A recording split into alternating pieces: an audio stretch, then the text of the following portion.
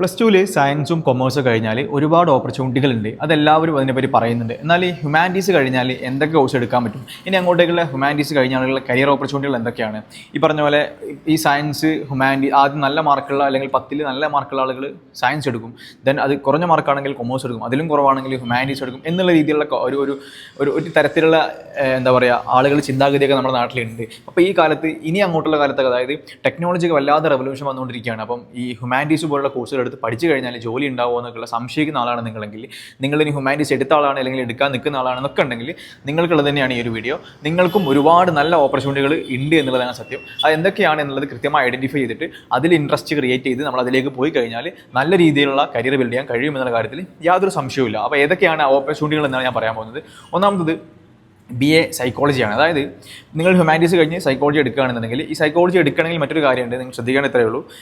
ഇന്നത്തെ കാലത്ത് അതിൻ്റെ ഓപ്പർച്യൂണിറ്റി കൂടാനുള്ള കാരണം ഇന്നത്തെ കാലത്ത് ഒരുപാട് ആൾ അല്ലെങ്കിൽ മെൻ്റൽ ഹെൽത്ത് ഒരു 80% ആളുകളുടെ മെൻ്റൽ ഹെൽത്ത് ഓക്കെ അല്ലാത്തൊരു പ്രശ്നമുണ്ട്. അതായത് എല്ലാവരും മെൻ്റലി സ്ട്രെസ്ഡ് ആണ്, ഡിപ്രസ്ഡ് ആണ്, ഒരുപാട് പ്രശ്നങ്ങളുണ്ട്. നമ്മൾ ഡിജിറ്റലി വല്ലാതെ എന്താ പറയുക ഡിജിറ്റലി അഡിക്റ്റഡ് ആണ്. അപ്പോൾ ഇതിനകത്ത് ഒരുപാട് ഫാക്ടേഴ്സ് കാരണം മെൻ്റൽ ഹെൽത്ത് വളരെയധികം വീക്കാണ് ആളുകൾക്ക്. അപ്പോൾ മെൻ്റൽ ഹെൽത്ത് വീക്ക് ആയതുകൊണ്ട് തന്നെ ആളുകൾക്ക് എപ്പോഴും അവരുടെ മെൻ്റൽ ഹെൽത്തിനെ കൃത്യമായിട്ട് കൈകാര്യം ചെയ്യുന്നു. പണ്ടത്തെ കാലത്ത് മെൻ്റൽ ഹെൽത്ത് എന്ന് പറയുന്ന വേർഡൊന്നും അങ്ങനെ അത്രത്തോളം പബ്ലിക്കിൽ നമ്മൾ പറയാറുണ്ടായിരുന്നില്ല. പക്ഷേ ഇന്നത്തെ കാലത്ത് നമ്മുടെ ശാരീരിക ആരോഗ്യം പോലെ തന്നെ വളരെ ഇമ്പോർട്ടൻ്റ് ആയ ഒന്നായിട്ട് മാറിയിട്ടുണ്ട് മാനസികാരോഗ്യം. അപ്പോൾ മാനസികാരോഗ്യത്തിൽ കൃത്യമായിട്ട് കെയർ കൊടുക്കുക, അതിനെ ഹെൽപ്പ് ചെയ്യുക, ഒരാളുടെ സങ്കടങ്ങൾ കൃത്യമായി കേൾക്കുക, അവർക്ക് അതിന് വേണ്ട കാര്യങ്ങൾ പറഞ്ഞു കൊടുക്കുക, ലൈഫ് സ്റ്റൈൽ കാര്യങ്ങൾ മാറ്റുക അല്ലെങ്കിൽ തോട്ട് മാറ്റി കൊടുക്കുക, ഇങ്ങനെയുള്ള അവരുടെ മെൻ്റൽ ഹെൽത്തിനെ ഹെൽപ്പ് ചെയ്യുന്ന കാര്യത്തിൽ നിങ്ങൾക്ക് ചെയ്യാൻ കഴിയും, ഒരാളെ കേൾക്കാൻ കഴിയും, നല്ല ലിസണറാണ് നിങ്ങൾ എന്നൊക്കെ നിങ്ങൾക്ക് അങ്ങനെയുള്ള ഇൻട്രസ്റ്റ് ഉള്ള ഒരാളാണെന്നുണ്ടെങ്കിൽ നിങ്ങൾക്ക് നല്ലൊരു കരിയർ ബിൽഡ് ചെയ്യാൻ പറ്റിയ ഏരിയയാണ് സൈക്കോളജി എന്ന് പറഞ്ഞു കഴിഞ്ഞാൽ. നിങ്ങൾക്ക് BA സൈക്കോളജി എടുക്കാം, ദെൻ MA സൈക്കോളജി ഒക്കെ എടുത്ത ശേഷം നിങ്ങൾക്ക് എന്ത് ചെയ്യാൻ പറ്റും, അല്ലെങ്കിൽ അതിൻ്റെ MS സൈക്കോളജി ഉണ്ട്. അപ്പോൾ ഇത് സൈക്കോളജി എടുത്ത ശേഷം നിങ്ങൾക്ക് എന്ത് ചെയ്യാൻ പറ്റും എന്ന് വെച്ചാൽ ആ ഒരു ഏരിയയിൽ നല്ല സ്കിൽഡായി കഴിഞ്ഞാൽ നല്ല കരിയർ ബിൽഡ് ചെയ്യാൻ പറ്റും. കാരണം ഭാവിയിലേക്കും ഇത്തരത്തിലുള്ള മെൻ്റൽ ഹെൽത്ത് ഏരിയ നന്നായിട്ട് ബൂം ചെയ്യുന്നതാണ്. മറ്റൊന്നാണ് BSW എന്ന് പറയുമ്പോൾ ബാച്ചലർ ഓഫ് സോഷ്യൽ വർക്കാണ്. അതായത് നിങ്ങൾക്ക് സോഷ്യൽ വർക്കൊക്കെ ഇഷ്ടമാണ്. ഇപ്പം ഒരുപാട് ആളുകൾക്ക് എന്താ പറയുക ഒരാളുകളെ ഹെൽപ്പ് ചെയ്യാൻ ഒരാളെ ഹെൽപ്പ് ചെയ്ത് കഴിഞ്ഞാൽ അവരിൽ നിന്ന് കിട്ടുന്ന ഒരിക്കലും ഇതൊരു പണത്തിന് വേണ്ടി അല്ലെങ്കിൽ പൈസ ഉണ്ടാക്കുക മാത്രം എന്ന ലക്ഷ്യത്തിൽ നിങ്ങൾ പോകുകയാണെന്നുണ്ടെങ്കിൽ നിങ്ങൾക്ക് കരിയർ ബിൽഡ് ചെയ്യാൻ കഴിയില്ല. മറിച്ച് നിങ്ങൾ ട്രൂലി ഒരാളെ ഹെൽപ്പ് ചെയ്യുന്നതിൽ ഇൻട്രസ്റ്റഡ് ആണ്. ഇത്തരം പാർശ്വവൽക്കപ്പെട്ട ആളുകൾ അല്ലെങ്കിൽ ബാക്ക്വേർഡ് നിൽക്കുന്ന രോഗികൾ, അങ്ങനെയുള്ള ഒരുപാട് എന്താ പറയുക സൊസൈറ്റിയിൽ കുറച്ചും കൂടെ ബാക്ക്വേർഡ് അവർക്ക് സഹായം ആവശ്യമുള്ള ആളുകൾ, അങ്ങനെ പറയാം, സഹായം ആവശ്യമുള്ള മനുഷ്യരുടെ സഹായം ഹെൽപ്പ് നന്നായിട്ട് ആവശ്യമുള്ള ആളുകളെ ഹെൽപ്പ് ചെയ്യുമ്പോൾ നിങ്ങൾക്കൊരു സാറ്റിസ്ഫാക്ഷൻ കിട്ടുന്നുണ്ടെന്നുണ്ടെങ്കിൽ, അല്ലെങ്കിൽ നിങ്ങൾ അങ്ങനെയുള്ള ഒരു മെൻറ്റാലിറ്റിയുള്ള ആളാണ്, ഹെൽപ്പ് ചെയ്യാനൊക്കെ ആഗ്രഹിക്കുന്ന ആളാണെന്നുണ്ടെങ്കിൽ നിങ്ങൾക്ക് എന്ത് ചെയ്യാൻ പറ്റും, BSW ഒക്കെ പഠിച്ചിട്ട് എങ്ങനെയാണ് അതിൻ്റെ ഒരു ഓപ്പറേഷൻ രീതിയൊക്കെ ഉണ്ട്, ഒരാളെ എങ്ങനെ കൈകാര്യം ചെയ്യണം, അതൊക്കെ ആ കാര്യങ്ങളൊക്കെ പഠിക്കുന്ന രീതിയിലാണ് നിങ്ങൾക്ക് BSW പഠിക്കാൻ കഴിയും. അതിന് അതിനുശേഷം MSW എടുക്കാൻ പറ്റും. ദെൻ ആ ഒരു ഏരിയയിൽ നിങ്ങൾക്ക് ഒരു കരിയർ ബിൽഡ് ചെയ്യാൻ പറ്റും. അതിൽ മറ്റൊരു കാര്യം എന്ന് വെച്ചാൽ പല കമ്പനികളും HR റോളൊക്കെ MSW കഴിഞ്ഞ ആളുകൾ കൊടുക്കുന്നുണ്ട്. അപ്പോൾ അങ്ങനെ ഒരുപാട് ഓപ്പർച്യൂണിറ്റികളുണ്ട്. പക്ഷേ ഇതിലൊക്കെ നല്ല ഇൻട്രസ്റ്റ് വേണം, നല്ല സ്കിൽഡ് ആവണം, നന്നായിട്ട് അതിലേക്ക് താല്പര്യം വേണം, എന്നതിൽ മാത്രമാണ് നല്ലൊരു കരിയറൊക്കെ ബിൽഡ് ചെയ്യാൻ കഴിയുക. പിന്നെ ഇതിലൊക്കെ അത് ഞാൻ അവസാനം പറയാം. അതായത് മീൻസ് ഇപ്പം നിങ്ങൾ BSW കഴിഞ്ഞു, MSW കഴിഞ്ഞു, നെറ്റ് പോലുള്ള എക്സാംസ് ഒക്കെ എഴുതിയിട്ട് നിങ്ങൾക്ക് എന്ത് ചെയ്യാൻ പറ്റും, അസിസ്റ്റൻറ്റ് പ്രൊഫസർ രീതിയിലേക്ക് പോകാൻ പറ്റും, അല്ലെങ്കിൽ അതിൻ്റെ റിസർച്ച് ഏരിയ PhD ഒക്കെ ചെയ്യുന്ന രീതിയിലേക്കും അങ്ങനെയൊക്കെ പോകാൻ പറ്റുന്നത്, അങ്ങനെയും പോകാനുള്ള ഓപ്ഷൻസ് ഉണ്ട് എന്നുള്ളതാണ്. മറ്റൊന്ന് LLB 2 ടൈപ്സ് ഉണ്ട്. ഒന്ന് 3 ഇയർ LLB, മറ്റൊന്ന് 5 ഇയർ LLB. ഇൻ്റഗ്രേറ്റഡ് കോഴ്സാണ്. അതായത് ഡിഗ്രി കഴിഞ്ഞ ആളാണെന്നുണ്ടെങ്കിൽ നിങ്ങൾക്ക് 3 ഇയർ കൊണ്ട് LLB എഴുതിയെടുക്കാൻ പറ്റും, LLB കോഴ്സ് ചെയ്യാൻ പറ്റും.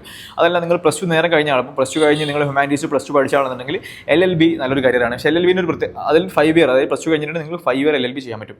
ഇനി LLBൻ്റെ ഒരു പ്രശ്നം എന്ന് വെച്ചാൽ, അല്ലെങ്കിൽ നമ്മുടെ നാട്ടിൽ ചിന്ത വെറും വക്കീൽ മാത്രമാവാൻ കഴിയുന്നതാണ്. വക്കീൽ മാത്രമല്ല, അല്ലെങ്കിൽ കോടതിയിൽ പോയിട്ട് വാദിക്കുക എന്നുള്ളത് മാത്രമല്ല. അപ്പോൾ പലരും പറയും LLB പഠിക്കണം, അല്ലെങ്കിൽ ലോ പഠിക്കണമെങ്കിൽ നല്ല എന്താ പറയുക സംസാരിച്ചുകൊണ്ടിരിക്കുന്ന ആൾക്ക് മാത്രമേ പറ്റുള്ളൂ. അങ്ങനെയൊന്നുമില്ല. ഇത് നിങ്ങൾക്ക് നല്ല സ്ട്രാറ്റജിക്കൽ ലീഗൽ അഡ്വൈസേഴ്സിന് ഒരുപാട് കമ്പനികൾക്ക് ആവശ്യമുണ്ട്, കോർപ്പറേറ്റ് ലോയേഴ്സിന് ആവശ്യമുണ്ട്, പിന്നെ ലീഗൽ അഡ്വൈസർമാരായിട്ട് പല കമ്പനികൾക്കും പല തരത്തിലുള്ള ആളുകൾക്ക് ആവശ്യമുണ്ട്. പിന്നെ നിങ്ങൾക്ക് അഡ്വക്കേറ്റായി വർക്ക് ചെയ്യാം, അങ്ങനെ വർക്ക് ചെയ്യാം. കോടതിയിൽ നിങ്ങൾക്ക് അങ്ങനെ കേസ് വാദിച്ച് അങ്ങനെ ആ രീതിയിൽ പോകണം, അങ്ങനെയും പോകാൻ പറ്റും. പക്ഷേ ഇതിന് നല്ലൊരു ഓപ്പർച്യൂണിറ്റിയാണ്. ഈ പറഞ്ഞ പോലെ എന്താ പറയുക, നിങ്ങൾ നല്ല എക്സ്പീരിയൻസും നല്ല താല്പര്യവും ഇതിലൊക്കെ ഉണ്ടാക്കിയെടുത്താൽ നിയമം അറിയുക എന്ന് പറഞ്ഞാൽ എപ്പോഴും നിയമം അറിയുന്ന ആളുകൾക്ക് കുറച്ചും കൂടെ പവർ നമ്മുടെ നാട്ടിലുണ്ടെന്നുള്ളതാണ്. അപ്പോൾ അടുത്തൊരു കോഴ്സാണ് BBA എന്ന് പറഞ്ഞു കഴിഞ്ഞാൽ. അതായത് നിങ്ങൾക്ക് ബിസിനസ് ചെയ്യാൻ താല്പര്യമുണ്ട്, അല്ലെങ്കിൽ ബിസിനസ് മാനേജ്മെൻറ്റ് മാനേജേഴ്സായിട്ട് വർക്ക് ചെയ്യണം, ഓരോ കമ്പനികളുടെ തലപ്പത്തേക്ക് വരണം എന്നൊക്കെ നിങ്ങൾ ആഗ്രഹിക്കുന്നുണ്ടെങ്കിൽ നിങ്ങൾക്ക് BBA എടുക്കാവുന്നതാണ്. BBA എടുത്തു കഴിഞ്ഞാൽ നിങ്ങൾക്ക് ബിസിനസ്സിൻ്റെ എല്ലാ ബേസിക്സ് ആയിട്ടുള്ള അടിസ്ഥാനപരമായിട്ടുള്ള തിയറി കാര്യങ്ങളൊക്കെ പഠിക്കാൻ പറ്റും. അതിനുശേഷം നിങ്ങൾ, ഞാൻ പറഞ്ഞു, ഇതൊക്കെ സ്കില്ല് ബിൽഡ് ചെയ്യണം. അപ്പോൾ ഈ പറഞ്ഞ പോലെ തന്നെ BBA എടുക്കുക. പിന്നെ അതുമായി ബന്ധപ്പെട്ട് നിങ്ങളൊരു സാധനം എടുത്തു കഴിഞ്ഞാൽ പിന്നെ അതുമായി ബന്ധപ്പെട്ട എല്ലാ ഏരിയയും നന്നായിട്ട് പഠിക്കാൻ നോക്കുക. ആ ഏരിയയിൽ പുതിയ കാലത്ത് എന്തൊക്കെ സ്കില്ല് വേണം, എന്തൊക്കെ കാര്യങ്ങൾ ബിൽഡ് ചെയ്യണം, എന്നാലാണ് ഈ കാലത്ത് പിടിച്ചിരിക്കാൻ കഴിയാന്നുള്ളത് നിങ്ങൾ കൃത്യമായിട്ട് പഠിക്കുക. ഇതൊന്നും ആരും വന്ന് നമ്മളെ ഹെൽപ്പ് ചെയ്യുന്നില്ല. അപ്പോൾ അതിന് വേണ്ട കാര്യങ്ങൾ നമ്മൾ തന്നെ ചെയ്യാന്നുള്ളതാണ്. ഓക്കെ, അടുത്തൊരു കോഴ്സാണ് ബാച്ചലർ ഓഫ് ഡിസൈനിങ്. അതായത് നിങ്ങൾ ഡിസൈനിങ് താല്പര്യമുണ്ടെങ്കിൽ, ഇപ്പോൾ ഇന്ത്യയിൽ ഡിസൈനിങ്, ഇത്തരത്തിലുള്ള ഡിസൈനിങ് ഏരിയകൾ നിങ്ങൾക്ക് താല്പര്യമുണ്ട് എന്നുണ്ടെങ്കിൽ, ഇപ്പം സാധാരണ കൊമേഴ്സും അതുപോലെ സയൻസ് പഠിച്ച ആളുകൾക്കാണ് ഈ ഡിസൈനിങ് ഏരിയയിലേക്ക് പോവുക. അപ്പോൾ BRK ഏരിയക്ക് എടുക്കുക. പക്ഷേ ഇതിലെന്ന് പറഞ്ഞാൽ ഇത് BRK അല്ല, ഇത് നിങ്ങൾക്ക് ഇന്ത്യൻ ഡിസൈനിങ് പോലുള്ള ഡിസൈനിങ് ഏരിയകളിൽ മാത്രം ഫോക്കസ് ചെയ്തിട്ടുള്ള കോഴ്സുകൾ കൊടുക്കുന്നുണ്ട്. അപ്പം ബാച്ചലർ ഓഫ് ഡിസൈനിങ് എന്ന് പറയുന്ന കോഴ്സ് ഉണ്ട്. ഇത്തരത്തിലുള്ള കോഴ്സുകൾ എടുത്ത് ഡിസൈനിങ് താല്പര്യമുള്ള ആളാണ്, പക്ഷേ നിങ്ങൾ ഹ്യൂമാനിറ്റീസ് എടുത്തതെങ്കിൽ നിങ്ങൾക്ക് എടുക്കാൻ പറ്റിയ കോഴ്സാണ്. കാരണം ഡിസൈനിങ്, നല്ല ഡിസൈൻ നിർമ്മിക്കുന്നത്, അതായത് AI ഒക്കെ യൂസ് ചെയ്തുകൊണ്ട് ഡിസൈൻസ് നിർമ്മിക്കാൻ പറ്റുക ആളുകളാണ് നിങ്ങൾ എന്നുണ്ടെങ്കിൽ, അപ്പോൾ നിങ്ങൾക്ക് നല്ല സ്കോപ്പ് ഭാവിയിൽ ഉണ്ടാകാൻ പറ്റും. AI ഉപയോഗിച്ചിട്ടൊക്കെ ഡിസൈൻ ചെയ്യാൻ പറ്റുന്ന പുതിയ സോഫ്റ്റ്വെയർ ഒക്കെ അവൈലബിൾ ആണ്. അപ്പോൾ ഇതൊക്കെ ട്രൈ ഔട്ട് ചെയ്യുക ഇതിൻ്റെ കൂടെ തന്നെ, എന്നാലാണ് നിങ്ങൾക്ക് ആ വേദിയിൽ നല്ലൊരു എക്സലൻറ്റ് കരിയർ ബിൽഡ് ചെയ്യാൻ പറ്റുള്ളൂ എന്നുള്ളതാണ്. മറ്റേതാണ് BA political science. Political science നമുക്കറിയാം, ഇപ്പം ഒരുപാട് കോമ്പറ്റീവ് എക്സാംസ്, ഇപ്പോൾ IAS പോലുള്ള അല്ലെങ്കിൽ സിവിൽ സർവീസിന് പ്രിപ്പയർ ചെയ്യുന്ന ആളുകൾ, പിന്നെ ഗവൺമെൻറ് എക്സാംസ് PSC, ഇതിനൊക്കെ പ്രിപ്പയർ ചെയ്യുന്ന ആളുകളാണ് നിങ്ങളെന്നുണ്ടെങ്കിൽ, അധികം ആളുകൾ ഇപ്പോൾ ഡിഗ്രി ക്വാളിഫിക്കേഷൻ, ഡിഗ്രി മാൻഡേറ്ററി ആയിട്ടുള്ള ഗവൺമെൻറ് എക്സാംസിന് വേണ്ടി പ്രിപ്പയർ ചെയ്യുന്ന ആളുകൾ എടുക്കുന്ന കോഴ്സാണ് BA പൊളിറ്റിക്കൽ സയൻസ് എന്ന് പറഞ്ഞു കഴിഞ്ഞാൽ. കാരണം അത് നിങ്ങൾക്കൊരു ആ ഒരു ഏരിയ താല്പര്യമുണ്ട് എന്നുണ്ടെങ്കിൽ നിങ്ങൾക്ക് എടുക്കാൻ വേണ്ടിയ കോഴ്സാണ്.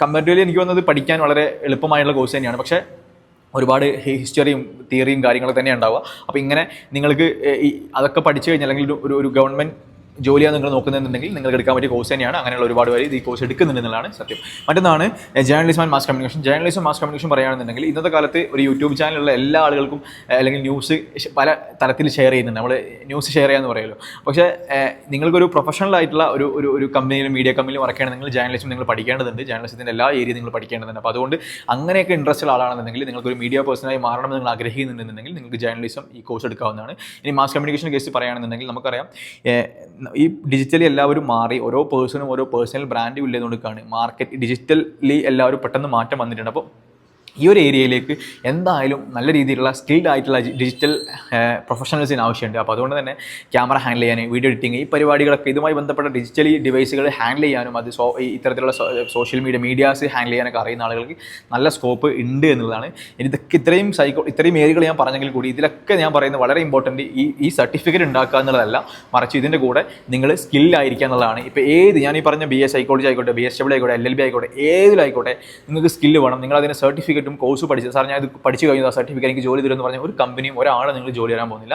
അതുകൊണ്ട് ഇതിൽ നല്ല സ്കിൽഡ് ആയിരിക്കുക, നല്ല സ്കില്ല് ഏൺ ചെയ്യുക. അപ്പോൾ ഞാൻ എപ്പോഴും പറയുന്നത് വെച്ചാൽ, നിങ്ങളൊരു നിങ്ങൾ ഡിഗ്രി കാലഘട്ടത്തിന് 50 ആയി തിരിച്ച ശേഷം ഒരു 50% നിങ്ങൾ എന്ത് ചെയ്യുക, സ്കില്ല് ബിൽഡ് ചെയ്യാൻ മാത്രം ഉപയോഗിക്കുക. അല്ലെങ്കിൽ ആ സമയം സ്കില്ല് ബിൽഡ് ചെയ്യാൻ വേണ്ടി മാത്രം ഉപയോഗിക്കുക എന്നുള്ളതാണ്. ബാക്കി 50%, ഒരു 30% നിങ്ങൾ തിയറി പഠിക്കാൻ ഉപയോഗിക്കുക. 20% നിങ്ങളെ ഫ്രണ്ട്ഷിപ്പ്, ഡിസ്ട്രാക്ഷൻ, കളി, ചിരി, എൻ്റർടൈൻമെൻറ്റ് ആയിട്ട് കോളേജിൽ. അപ്പോൾ ആ കോളേജ് നമ്മൾ ആ രീതിയിൽ ഉപയോഗപ്പെടുത്തിയാലാണ് ഇത് പഠിച്ചിറങ്ങുമ്പോഴേക്ക് എന്തെങ്കിലും ജോലിയോ അല്ലെങ്കിൽ എന്തെങ്കിലും ഒരു ഓപ്പർച്യൂണിറ്റി നമുക്ക് ഉണ്ടാവുള്ളൂ. ഇല്ല എന്നുണ്ടെങ്കിൽ നമ്മൾ സർട്ടിഫിക്കറ്റ് ഉണ്ടാവും, നമ്മൾ വിചാരിക്കും സർട്ടിഫിക്കറ്റ് കൊടുത്തു കഴിഞ്ഞാൽ ജോലി അങ്ങോട്ട് കിട്ടുന്നത്. അത് കുറച്ച് കാലം മുന്നേ വരെ കിട്ടുമായിരുന്നു. ഇനി അങ്ങോട്ടേക്ക് അങ്ങനെ ഒരു ഓപ്ഷനേ ഇല്ല. കാരണം ഇത് ഒരുപാട് പേരാണ് ഡിഗ്രിയൊക്കെ പഠിച്ച് പുറത്തിറങ്ങുന്നത്. അപ്പോൾ ജോലി കൊടുക്കണമെന്നുണ്ടെങ്കിൽ നല്ല സ്കില്ലാവണം, നല്ല കോമ്പറ്റീഷനാണ്. ഒരു നീറ്റ് എക്സാമിന് കോമ്പറ്റേറ്റീവ് എക്സാമാണ് നീറ്റ് എന്നൊക്കെ പറയുമല്ലോ, ഒരുപാട് പേര് എഴുതുന്നുണ്ട്. ഞാൻ പറയുന്നത് അതിനേക്കാൾ വലിയ കോമ്പറ്റീഷനാണ് ഇവിടെ ഡിഗ്രിയും PG ഒക്കെ പഠിച്ച് പുറത്തിറങ്ങുന്ന ആൾക്കാരുടെ. കാരണം അത് പരസ്യമായിട്ട് പബ്ലിക്കായിട്ട് ആരും പറയുന്നില്ല എന്നേ ഉള്ളൂ. അത് വളരെ റിയാലിറ്റിയാണ്. ജോലിയില്ല, എല്ലാവരും ഒരുപാട് പേര് പഠിച്ച് പുറത്തിറങ്ങി കാത്തിക്കാണ്. അപ്പോൾ അതുകൊണ്ട് നിങ്ങൾ ചെയ്യേണ്ടത്രേ ഉള്ളൂ, ഈ 3 ഇയർ ഡിഗ്രിക്ക് ജോയിൻ ചെയ്യുന്ന സമയത്ത് തന്നെ എന്താണ് ഞാൻ ഈ ഒരു ഏരിയയിൽ ഞാൻ പഠിക്കാൻ പോകുന്നത്, ഓക്കെ ഞാനിത് എടുത്തിട്ടുണ്ട്, എനിക്ക് ഇതിൽ ഇൻട്രസ്റ്റ് ഉണ്ട്, ഇനി ഇതിൽ എന്തൊക്കെ സ്കില്ല് പുതിയ കാലത്ത് ബിൽഡ് ചെയ്യണം, അല്ലെങ്കിൽ വരാൻ പോകുന്ന കാലത്തേക്ക് എങ്ങനെയാണ് ഇപ്പം AI ഒക്കെ എങ്ങനെ ഇതിന് ഹെൽപ്ഫുൾ ആവും, അപ്പോൾ അതെങ്ങനെ പഠിച്ചെടുക്കാം. ഇങ്ങനെ ഇതിൻ്റെ പുറകെ തന്നെ ഉണ്ടാവുക, സ്കില്ല് പഠിച്ചെടുക്കുക. ഡിസ്ട്രാക്ഷൻസ് ഉണ്ടാവും, അത് ഞാൻ പറഞ്ഞു 20% മാത്രം അതിന് വേണ്ടി സമയം മാറ്റി വെക്കുക. ബാക്കിയുള്ള സമയം മുഴുവൻ നിങ്ങൾ എന്ത് ചെയ്യണം, ഈ സ്കില്ല് ബിൽഡ് ചെയ്യാൻ വേണ്ടി ഉപയോഗപ്പെടുത്തി കഴിഞ്ഞാലാണ് നിങ്ങൾക്ക് നല്ലൊരു കരിയറും നല്ലൊരു ഓപ്പർച്യൂണിറ്റിയും നല്ലൊരു ഫ്യൂച്ചറും ഉണ്ടാക്കാൻ പറ്റുള്ളൂ എന്നുള്ള കാര്യത്തിൽ യാതൊരു സംശയമില്ല. അപ്പോൾ അതുകൊണ്ട് ഈ കാര്യങ്ങളൊക്കെ ശ്രദ്ധിക്കുക. ദെൻ ഓക്കെ, സോ ഇതൊക്കെയാണ് എനിക്ക് പറയാനുള്ളത്. ഇപ്പം നിങ്ങളിനി അടുത്തൊരു വീഡിയോ ആയിട്ട് വീണ്ടും കാണാം. So thank you for watching. See U.